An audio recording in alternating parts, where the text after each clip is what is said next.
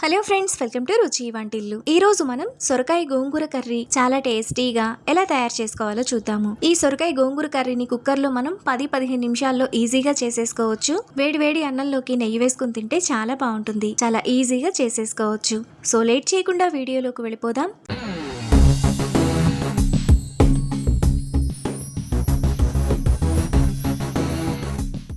ముందుగా గోంగూర సొరకాయ కర్రీ చేసుకోవడానికి కుక్కర్ తీసుకొని అందులో 3 కట్టల గోంగూరను 3-4 సార్లు బాగా కడిగి వేసుకోవాలి.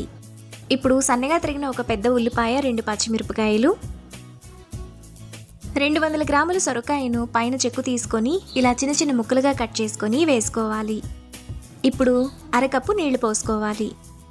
తరువాత కుక్కర్ మూత విజిల్ పెట్టుకొని స్టవ్ మీద పెట్టి 3 విజిల్స్ వచ్చేంత వరకు మీడియం ఫ్లేమ్లో ఉడకనివ్వాలి.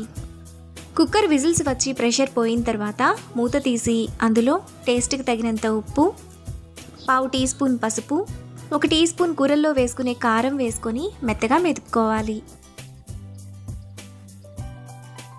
గోంగూరను ఇలా మెత్తగా మెదుపుకున్న తర్వాత పక్కన పెట్టుకోవాలి. ఇప్పుడు కుక్కర్ను స్టవ్ మీద పెట్టుకొని ఒకసారి బాగా కలుపుకోవాలి. ఇలా కలుపుకున్న తర్వాత 3-4 నిమిషాల పాటు మీడియం ఫ్లేమ్లో ఉడకనివ్వాలి. 3-4 నిమిషాల తర్వాత గోంగూర ఈ విధంగా బాగా ఉడికిపోతుంది. ఇప్పుడు స్టవ్ ఆఫ్ చేసుకొని పక్కన పెట్టుకోవాలి. తరువాత స్టవ్ మీద మరో ప్యాన్ పెట్టుకొని అందులో 1 టేబుల్ స్పూన్ ఆయిల్ వేసుకోవాలి.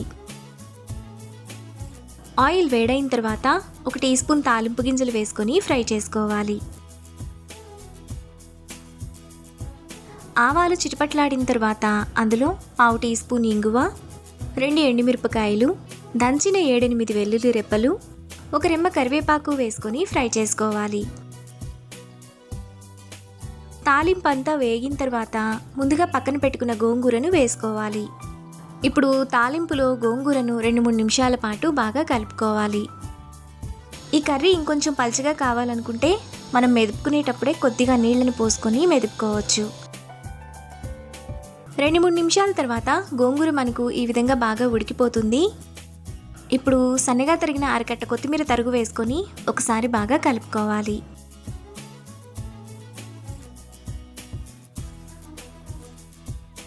ఈ సొరకాయ గోంగూర కర్రీ మనకు 3-4 రోజుల పాటు నిల్వ ఉంటుంది. మనకు చాలా టేస్టీగా సొరకాయ గోంగూర కర్రీ రెడీ అయిపోయింది. ఇప్పుడు ఈ కర్రీని వేడి వేడి అన్నంలో నెయ్యి వేసుకుని సర్వ్ చేసుకుంటే ఎంతో టేస్టీగా సింపుల్గా చేసుకునే సొరకాయ గోంగూర కర్రీ రెడీ. ఈ రెసిపీని మీరు కూడా ట్రై చేసి మీకు టేస్ట్ ఎలా కుదిరిందో నాకు కామెంట్స్లో షేర్ చేయండి. ఈ వీడియో కనుక మీకు నచ్చినట్లయితే లైక్ చేసి, షేర్ చేసి, సబ్స్క్రైబ్ చేయండి.